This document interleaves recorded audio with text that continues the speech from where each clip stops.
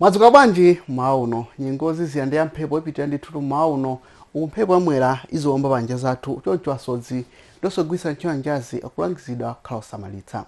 izikhe yomwe ifa mdziko muno mufika mphepo kuchokera kumwera chakumvuma kutenga nyontho yoka munyanja ya India fika madambiri auna kwathu Malawi uri mauno kwazizani matikona 13 kunzuzu komanso kulumpi 12 madambiri ekhe pakati monga kulongwe kunchinji nduka sungu ukumphepo yamwera ikuomba panja zathu kukhala kwa dzuwatu lero mauno kufika soya kumasanaku madambiri ayikacha kumwera ikocha pakati phele mwanyanja komanso mputo kwa dziko lino mitambo chepa usephera kuoneka madalena kuti nthani matikona 32 masanawa kwa nkabu ndi kunsanje 29 madambiri amphele mwanyanja nyengo ofunda pang'ono ikhalapo kunzuzu ndi kulumpi matikona 24